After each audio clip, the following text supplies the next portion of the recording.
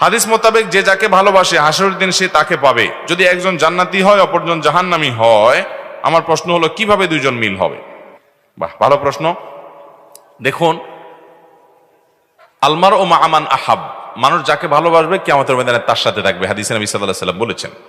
এর মানে হলো এই ভালোবাসা যখন আল্লাহর জন্য হবে, আল্লাহর জন্য হবে, আল্লাহকে খুশি করার জন্য হবে, তখন উভয় জান্নাতি হবেন, তখন দুজন একজন আরেকজনের সাথে থাকবেন। আর যদি ভালোবাসাটা আল্লাহর জন্য না হয়, দুইজন আল্লাহওয়ালা না হয়, তাহলে সেক্ষেত্রে এই হাদিস প্রযোজ্য না। এই হাদিসের উদ্দেশ্যই হলো কোনো মানুষ যদি একে অন্যকে আল্লাহর জন্য ভালোবাসে, তার মানে দুজনেই নেককার, তাহলে তারা দুজনেই জান্নাতে থাকবে পরস্পর পরস্পরের সাথে। কিন্তু আর এই ভালোবাসা যদি দুনিয়ার কারণে হয়, ধরুন একজন স্বামী একজন স্ত্রীকে ভালোবাসছে, একজন মানুষ একজন মানুষকে ভালোবাসছে, ভালোবাসাটা দুনিয়ার কারণে, এই হাদিসে সেটা বোঝানো হয়নি। বোঝানো হয়েছে আল্লাহর খাতিরে যদি ভালোবাসা হয়, তাহলে সেক্ষেত্রে যাকে আল্লাহর খাতিরে ভালোবাসবে উভয় উভয়কে আল্লাহর জন্য ভালোবাসার জন্য জানাতে থাকবে। এই হাদিসের আগের বক্তব্যটা দেখেন, তাইলে পরিষ্কার হয়ে যাবে। একজন সাহাবী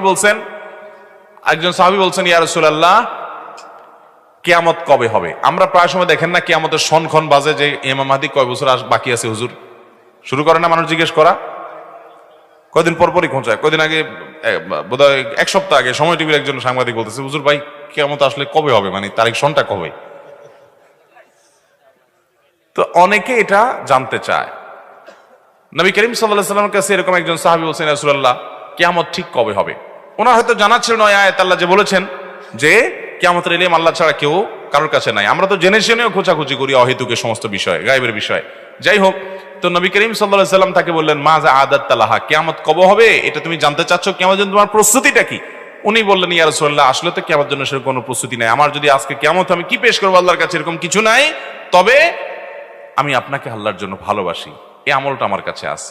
তখন নবীজি সাল্লাল্লাহু আলাইহি ওয়াসাল্লাম বলেছেন, আনতা মা'মান আহবাবত, তুমি যাকে ভালোবাসছো তুমি তার সাথে থাকবা।